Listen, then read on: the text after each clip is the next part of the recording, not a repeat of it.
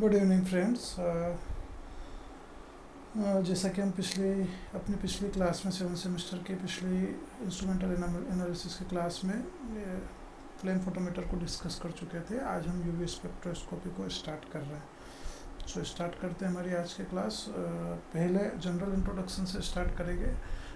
UV spectroscopy इसको को सबसे पहले या यूवी फोटोमीटर को सबसे पहले अर्नोल्ड बेकमैन नाम के साइंटिस्ट, जो कि जर्मन साइंटिस्ट है, उन्होंने 1941 में इन्वेंट किया था। और इसको इन्वेंट करने के पीछे पर्पस ये था कि क्वांटिटेटिव डिटर्मिनेशन जो भी एनालाइट सब्सटेंस का है उनका प्रॉपरली किया जा सके। बेसिक जो प्रिंसिपल होता है यूवी स्पेक्ट्रोफोटोमीटर का वो एब्जॉर्प्शन बेस्ड प्रिंसिपल है, जहाँ पे जो यूवी रेंज होती है या यूवी जो लाइट रहती है उसकी रेंज जो होती है वो 200 से 400 नैनोमीटर होती है। विजिबल रेंज जो इसकी होती है यूवी स्पेक्ट्रोफोटोमीटर की, उसे हम 400 से 800 नैनोमीटर में डिनोट करते हैं। और बेसिकली एग्जैक्ट जो यूवी रेंज होती है किसी भी इंस्ट्रूमेंट की वो 185 नैनोमीटर से स्टार्ट होती है यूवी स्पेक्ट्रोफोटोमीटर की, और 365 नैनोमीटर तक होती है। लेकिन हम उसे एलोबरेट करके 200 नैनोमीटर से 400 नैनोमीटर या 200 नैनोमीटर से 400 नैनोमीटर तक रेंज मानते हैं यूवी स्पेक्ट्रोफोटोमीटर की। और जहाँ तक विजिबल रेंज का सवाल है, चूँकि यूवी रेंज विजिबल रेंज की लिमिट में आती है या रेंज में आती है, तो ये 400 नैनोमीटर से 800 नैनोमीटर तक भी हम विजिबल रेंज मान के चलते हैं यूवी स्पेक्ट्रोफोटोमीटर की। जहाँ तक इंस्ट्रूमेंटेशन की बात है, इस इंस्ट्रूमेंट में मोनोक्रोमेटर एक इंस्ट्रूमेंट का टाइप होता है या इंस्ट्रूमेंट का एक पार्ट होता है। इस मोनोक्रोमेटर का बेसिक काम होता है, मोनो का मतलब होता है सिंगल और क्रोमो का मतलब होता है कलर या वेवलेंथ। तो मोनोक्रोमेटर क्या करता है, इंस्ट्रूमेंटेशन के जनरल फंक्शन में सिंगल वेवलेंथ की रे को अपने में से पास होने देता है। और यहाँ बेसिक ऑपरेशन जो हम यूज़ करते हैं, उस बेसिक ऑपरेशंस के लिए जो क्वेट यूज़ होती है सैंपल में, वो क्वेट्स बेसिक पार्ट्स होता है यूवी स्पेक्ट्रोफोटोमीटर का। ये क्वेट्स जो होती है दो तरह की होती है। पहले क्वेट्स को हम बोलते हैं कंट्रोल या ब्लैंक क्वेट्स, जिसमें हम क्या करते हैं कोई भी, या रेफरेंस क्वेट्स, इसमें हम क्या करते हैं रेफरेंस सैंपल को लेते हैं और इस रेफरेंस सैंपल की टर्मिनोलॉजी जो होती है उससे हम डिनोट करते हैं I0 से। और जो ब्लैंक या रेफरेंस सोल्यूशन होता है उसके लिए I0 की वैल्यू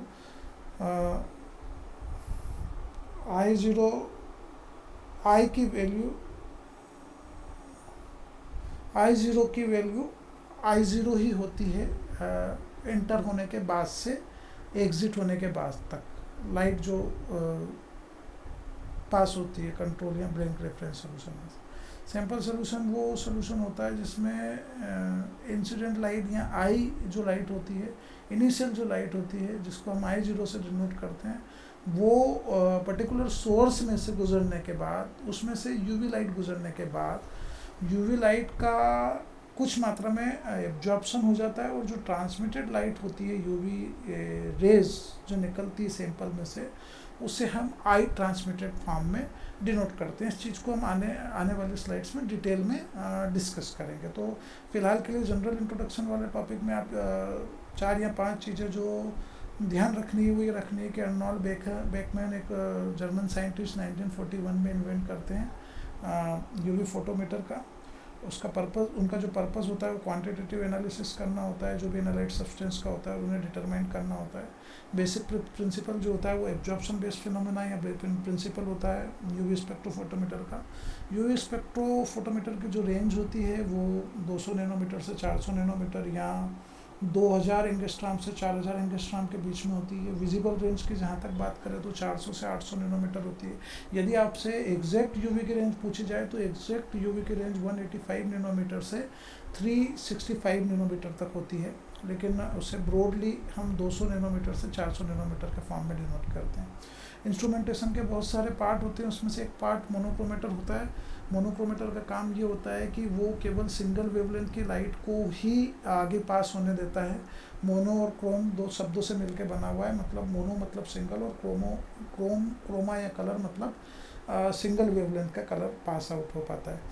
इसके अलावा क्यूएट्स के बारे में हमने पढ़ा कि जो यूवी स्पेक्ट्रोफोटोमीटर जो इंस्ट्रूमेंट है उसमें उस ऑपरेशन को परफॉर्म करने के लिए दो तरह की क्यूएट्स यूज़ की जाती है। क्यूएट्स बेसिकली क्वार्ट्स की बनी हुई होती है, और ये क्वार्ट्स की बनी हुई क्यूएट्स में जिसकी लेंथ स्टैंडर्ड फिक्स होती है 1 सेंटीमीटर, उसमें जो सोल्यूशन लिया जाता है, दो तरह के सोल्यूशन लिए जाते हैं। पहले वाले क्यूएट्स में जो लिया जाता है रेफरेंस या ब्लैंक सोल्यूशन लिया जाता है। ये ब्लैंक या रेफरेंस सोल्यूशन किसी तरह का लाइट का एब्जॉर्प्शन नहीं करता, इसलिए इनिशियली ये मान के चलते हैं, हम इसको ऐसे समझ सकते हैं कि यदि I0 फ्रिक्वेंसी की लाइट को, यूवी रेस को यदि हम ब्लैंक क्वेट्स में से, जिसमें ब्लैंक सैंपल रखा है, उस क्वेट्स में से पास करेंगे तो वो किसी भी तरह के लाइट को एब्जॉर्ब नहीं करेगा। और ये I0 जो इनिशियली लाइट हमने सैंपल से पास की है यूवी रेस, वो हमें सैंपल से गुजरने के बाद भी I0 फॉर्म में ही हमें इंसिडेंट जो आउटपुट मिलता है या ट्रांसमिटेड लाइट मिलती है, वो I0 फॉर्म में ही रहती है। उसमें किसी तरह का कोई भी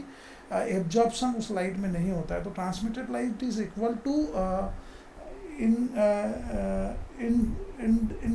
इंडेंस लाइट इज कॉल्ड ब्लैंक और reference solution, whereas sample or test solution denoted by I0, and after passing the light it will converted to IT. So I0 is converted to IT, whereas IT denoted by transmitted light and I0 is denoted by incident light. ठीक है, next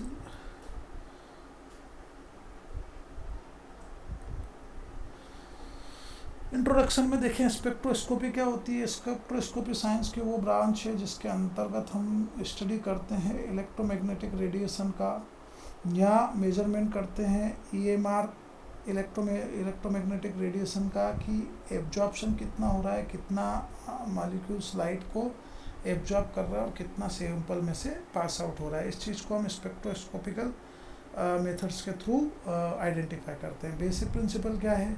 basic principle जो based है वो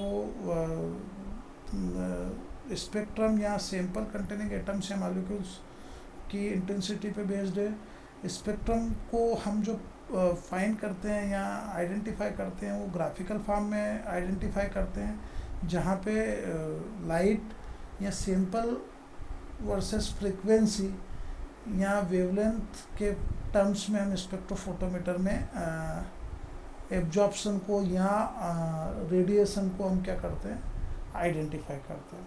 इसके अलावा spectrum जो हमें मिलता है उसको परफॉर्म करने के लिए हम दो तरह की स्पेक्ट्रोस्कोपी यूज़ करते हैं। पहले तरह के स्पेक्ट्रोस्कोपी को हम बोलते हैं एब्जॉर्प्शन स्पेक्ट्रोस्कोपी, जहाँ पे जो भी सब्सटेंस होता है वो लाइट को एब्जॉर्ब करता है, इलेक्ट्रोमैग्नेटिक रेस को एब्जॉर्ब करता है। जैसे यूवी मैंने आपको बताया 185 से 400 नैनोमीटर तक यूवी लाइट को एब्जॉर्ब करेगा। विजिबल रेंज भी यूवी के अकॉर्डिंग आती है, ये रेंज होती है 400 से 800 नैनोमीटर तक। इसके अलावा एब्जॉर्प्शन स्पेक्ट्रोस्कोपी का दूसरा एग्जांपल IR स्पेक्ट्रोस्कोपी है, जहाँ पे जो वेवलेंथ एब्जॉर्ब होती है या जो लाइट एब्जॉर्ब होती है वो 0.76 से 15 माइक्रोमीटर तक के रेंज में एब्जॉर्ब करता है लाइट। इसके अलावा यदि हम एमिशन स्पेक्ट्रोस्कोपी की बात करें तो ये एक और टेक्निक है जहाँ पे जो एमिशन होता है उसमें पार्टिकल जो होते हैं वो लाइट को इमिट करते हैं, और इस लाइट जो इमिट हो रही है डिस्पर्जन फेज में उसको हम मेज़र करके सब्सटेंस को आइडेंटिफाई करते हैं। इसका एग्जांपल है मास स्पेक्ट्रोस्कोपी। अब बात करें इंस्ट्रूमेंटेशन की, यूवी स्पेक्ट्रोफोटोमीटर के इंस्ट्रूमेंटेशन की, तो बेसिकली यूवी स्पेक्ट्रोफोटोमीटर का जो इंस्ट्रूमेंटेशन है उसके टोटल 7 पार्ट्स होते हैं उस इंस्ट्रूमेंट के। First part is called radiation source, second part is called monochromators, third part is called detector, fourth part is called recording system, fifth part is called sample cell, and sixth part is called measured cells, and lastly power supply। 7 part से मिलकर बना रहता है। अगर आप instrumentation को देखें तो इस डायग्राम से क्लियर हो रहा है, सोर्स से लाइट ये जो रेडिएशन सोर्स है फर्स्ट टाइप इंस्ट्रूमेंटेशन का, यहाँ से लाइट इंसर्ट हो रही है या लाइट इमिट हो रही है, ये लाइट एंट्रेंस स्लिट से जा रही है। एंट्रेंस स्लिट का काम जो होता है वो लाइट को एक ही फॉर्म में आगे बढ़ाना होता है। जो सोर्स से लाइट निकली है, यूवी रेज जिस सोर्स से निकल रही है, उस सोर्स से जब यूवी रेज निकलती है तो वो डिफ्लेक्ट होके या फैले हुए फॉर्म में निकलती है। तो एंट्रेंस स्लिट का काम होता है उस सारी लाइट को एक ही फॉर्म में आगे बढ़ाना या पूरी तरीके से एक ही जगह फोकस्ड कर देना। सो इस एंट्रेंस में से लाइट निकल के जाती है मोनोक्रोमेटर में। मोनोक्रोमेटर जैसा मैंने बताया, मोनोक्रोमेटर का काम ये होता है कि वो एक लाइट को डिफरेंट लाइट में, या डिफरेंट लाइट जो होती है उस एक लाइट को डिफरेंट लाइट में क्या कर देता है,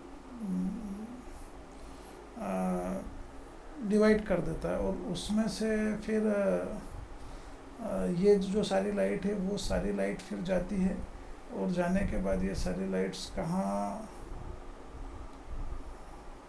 ये सारी लाइट जाती है स्लिट में से। ये स्लिट क्या करती है, केवल एक ही वेवलेंथ की, ये दूसरी जो स्लिट होती है उसको बोलते हैं एग्जिट स्लिट। ये एग्जिट स्लिट अपने में से केवल उसी वेवलेंथ की लाइट को या रेस को आगे बढ़ाती है जो एक पर्टिकुलर फ्रिक्वेंसी की है। उससे ज़्यादा या उससे कम फ्रिक्वेंसी वाली लाइट को ये एग्जिट स्लिट आगे नहीं जाने देती रेस को। जब एग्जिट स्लिट में से लाइट अंदर एंटर होती है तो सेपरेटर का फंक्शन आ जाता है। सेपरेटर क्या करता है, लाइट को दो पार्ट में डिवाइड कर देता है। एक लाइट I0 फॉर्म में जो हम डिस्कस कर चुके हैं वो कंट्रोल या ब्लैंक या रेफरेंस सोल्यूशन में से निकल जाती है। और जैसा मैंने आपसे डिस्कस किया इसके पहले वाली स्लाइड में हम डिस्कस कर चुके हैं कि I0 फ्रिक्वेंसी की लाइट यदि ब्लैंक में से निकलेगी तो उस ब्लैंक सोल्यूशन या रेफरेंस सोल्यूशन की ये कैरेक्टरिस्टिक्स होती है या ये विशेषता होती है कि वो किसी भी तरह के लाइट को एब्जॉर्ब नहीं करते। और ये लाइट फिर क्या होती है, उसी फॉर्म में जिस फॉर्म में ये एंटर हुई है उसी फॉर्म में बिना किसी ट्रांसमिशन के, बिना किसी डेविएशन के, बिना किसी एब्जॉर्प्शन के I0 फॉर्म में ट्रांसमिटेड हो जाती है, जिससे डिटेक्टर पे हम क्या कर लेते हैं, डिटेक्ट कर लेते हैं।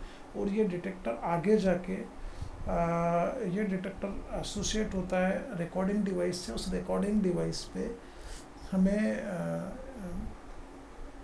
ट्रांसमिशन लाइट का आइडेंटिफाई हो जाता है। सेपरेटर दूसरे पार्ट में डिवाइड करता है लाइट को, I0 में ही दो पार्ट में डिवाइड हुई है। I0 जो पार्ट है ये जाता है सैंपल में। इस सैंपल के अंदर ऑलरेडी सॉल्यूशन मौजूद है और सॉल्यूशन के साथ एनालाइट मौजूद है। इस एनालाइट में जब ये लाइट जाती है, I0 इंटेंसिटी की लाइट जब सेपरेटर के थ्रू आगे प्रमोट होती है और इस सैंपल में से या सैंपल वाले क्वेट्स में से गुजरती है, तो इस सैंपल में मौजूद एनालाइट सब्सटेंस के इलेक्ट्रॉन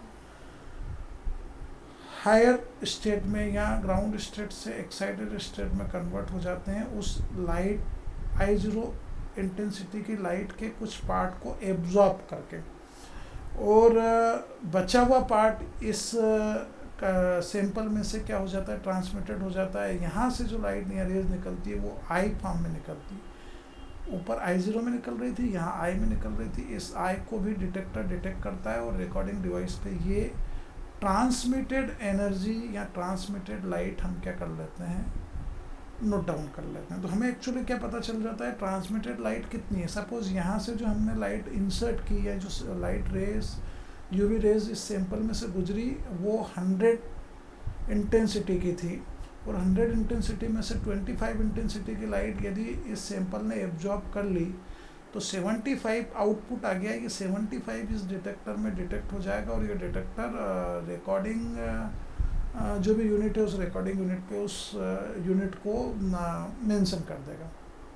सो इस डिटेक्टर के थ्रू हम जितनी भी लाइट डिटेक्ट होती है या ट्रांसमिटेड होती है उस ट्रांसमिटेड लाइट को हम क्या कर लेते हैं, कैलकुलेट कर लेते हैं। ये सिंपल फिनोमेना या सिंपल जनरल स्कीमेटिक डायग्राम है यूवी स्पेक्ट्रोफोटोमीटर का। हम इंडिविजुअली रेडिएशन सोर्स को डिस्कस करेंगे, स्लाइड को डिस्कस करेंगे, मोनोक्रोमेटर को डिस्कस करेंगे, डिटेक्टर्स को डिस्कस करेंगे, कितने टाइप्स के होते हैं और उनको आगे पढ़ेंगे। यहाँ एक बेसिक फंडा जो मैं आपको बताना चाह रहा था बार बार, ट्रांसमिटेशन जो होता है I डिवाइडेड बाय I0, और एब्जॉर्बेंस जो होता है वो होता है I0 डिवाइडेड बाय आई। अब इसको कैसे समझेंगे हम, आप देखें ट्रांसमिटेड लाइट जो होती है, वो ट्रांसमिटेड लाइट जैसे हम बोल रहे हैं वो क्या होती है, अगर हम सैंपल की बात करें, रेफरेंस की बात करने से तो कोई मतलब ही नहीं, क्योंकि वहाँ I0 is equal to I0 है।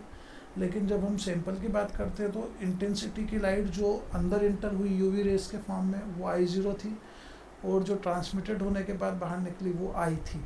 तो ट्रांसमिटेशन को अगर कैलकुलेट करना है तो ट्रांसमिटेशन या T is equal to I divided by I0।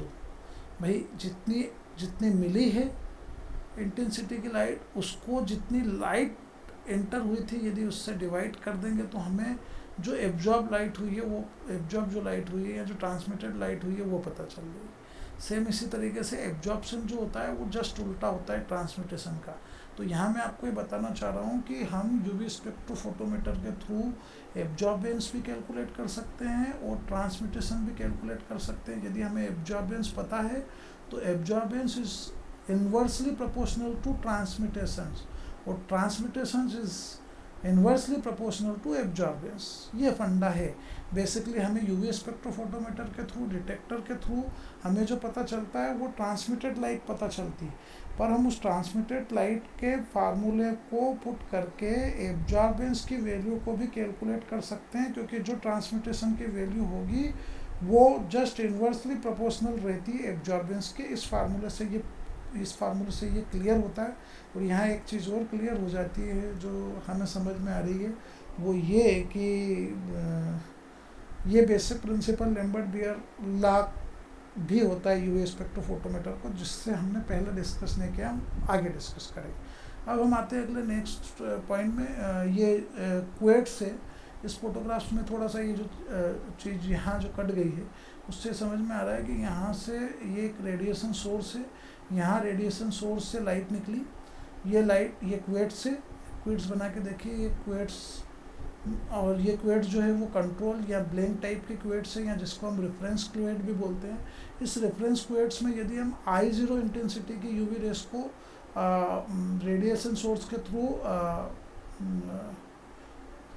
Control या ब्लैंक सोल्यूशन के ऊपर बम्बार्डिंग करते हैं, या I0 इंटेंसिटी की लाइट को फ्लो करते हैं, तो ये I0 इंटेंसिटी की लाइट I0 इंटेंसिटी के ट्रांसमिटेड फॉर्म में ही हमें मिलती है क्वेट्स में, पहला हमने जो डिस्कस किया था। दूसरा जो क्वेट्स का फॉर्म है उसको हम ऐसे डिस्कस कर सकते हैं कि I0 इंटेंसिटी की लाइट को हमने क्या किया, एंटर किया किसके अंदर, सेकंड क्वेट्स के अंदर। इस सेकंड क्वेट्स को हम सैंपल या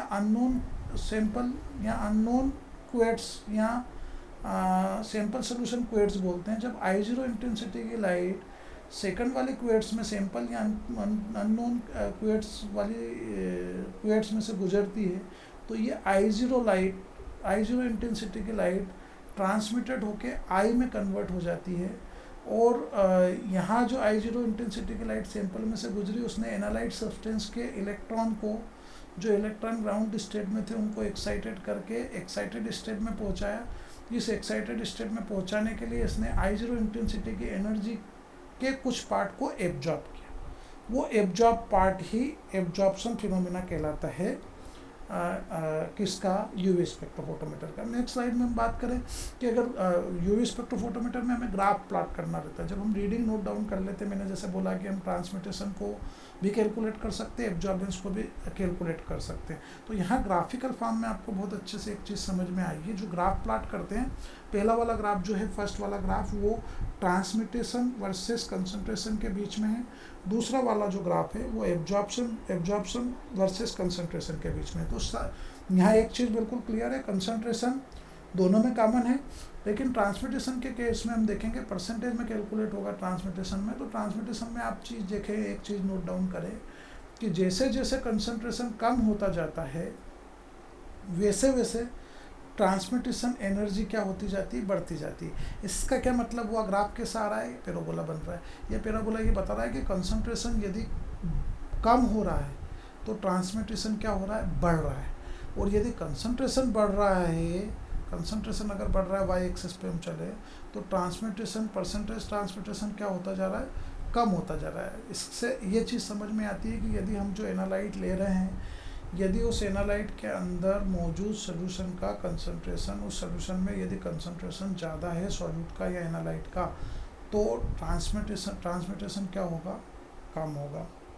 ठीक है, सो ये चीज़ इस ग्राफ से क्लियर हो रही है। दूसरा वाला ग्राफ हम देखें एब्जॉर्बेंस के प्रोस्पेक्ट में देखें कंसंट्रेशन को, तो यहाँ हमें एक स्ट्रेट लाइन मिल रही है।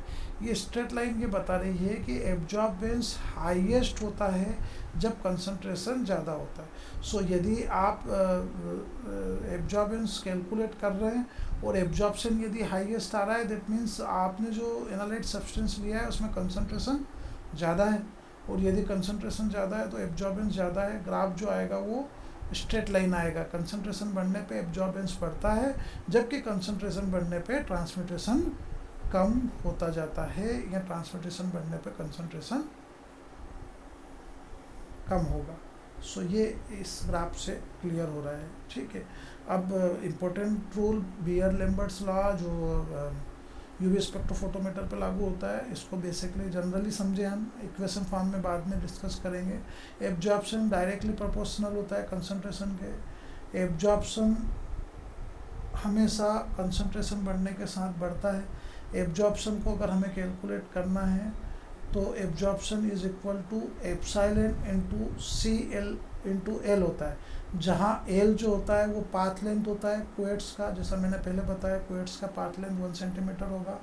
सी जो होगा वो कंसंट्रेशन होगा, और एप्सिलॉन जो रहता है मोलर एब्जॉर्प्टिविटी को दिखाता है। मोलर एब्जॉर्प्टिविटी मतलब कितना मोलर का सोल्यूशन बना है, ये हमेशा कांस्टेंट रहेगा। सो एब्जॉर्प्शन जो रहेगा वो कांस्टेंट कंसंट्रेशन पे किसके डायरेक्टली प्रोपोर्शनल रहेगा, सोल्यूशन के कंसंट्रेशन के और क्वेट्स के पाथ लेंथ के डायरेक्टली प्रोपोर्शनल होगा या इक्वल टू रहेगा। ठीक है, ये बियर-लैम्बर्ट्स लॉ का एक सिंपल आउटलाइन है। जहाँ तक डिटेक्टर की बात है, यूवी स्पेक्ट्रोफोटोमीटर में सबसे कॉमनली यूज डिटेक्टर जो होता है उसको फोटो मल्टीपल ट्यूब या पीएमटी बोला जाता है। एक पॉइंट था जो बीच में हमने डिस्कस कर लिया। ये ग्राफ दिख रहे हैं, एक और ग्राफ से हम समझने की कोशिश करते हैं लैम्ब्डा मैक्स या वेवलेंथ का एब्जॉर्बेंस पे क्या इफेक्ट पड़ता है। तो एब्जॉर्बेंस का जो लॉगरिथम फॉर्म होता है उसमें हम देख रहे हैं कि लैम्ब्डा मैक्स जैसे जैसे एब्जॉर्प्शन बढ़ता जाता है वैसे वैसे लैम्ब्डा मैक्स बढ़ता जाता है। अब लैम्ब्डा मैक्स क्या होता है, वेवलेंथ होती है। वेवलेंथ को हमेशा नैनोमीटर में क्या किया जाता है, ऑब्जर्व किया जाता है। सो ये एब्जॉर्बेंस और लॉगरिथम वाली चीज़ को हम ऐसे डिनोट करते हैं। ठीक है, चलिए हम नेक्स्ट पार्ट पे रेडिएशन सोर्स, जैसे कि हमने पहले डिस्कस करे पार्ट है ना, इंस्ट्रूमेंटेशन के पार्ट्स। इंस्ट्रूमेंटेशन के पार्ट में हमने 7 तरह के पार्ट डिस्कस किए। पहला पार्ट जो है रेडिएशन सोर्स है। तो रेडिएशन सोर्स के फॉर्म में हम बेसिकली इन 5 टाइप के रेडिएशन सोर्स को यूज़ करते हैं। टंगस्टन लैंप को, हाइड्रोजन डिस्चार्ज लैंप को, ड्यूटेरियम लैंप को, जेनॉन डिस्चार्ज लैंप को और मर्क्यूरी आर्क लैंप को। ठीक है, मेरे हिसाब से आज की क्लास के लिए इतना काफ़ी है। हम आगे की स्लाइड्स नेक्स्ट क्लास में डिस्कस करेंगे। होप आपको ये स्लाइड्स पसंद आएगी। आपका रिस्पांस इस स्लाइड के प्रॉस्पेक्ट में बहुत इंपॉर्टेंट रोल प्ले करेगा। तो प्लीज़ कमेंट बॉक्स में रिप्लाई ज़रूर करें, शेयर और लाइक भी करें और सब्सक्राइब भी करें चैनल को। यदि आपको पसंद आता है या किसी तरह की कोई कमी लगती है तो उसे भी मेंशन करें, ताकि मैं आने वाली क्लास में और इम्प्रूव कर सकूँ इन सारी चीज़ों को जो कमी रहेगी। थैंक यू, आज के लिए thank you very much. Have a pleasant evening. Thank you.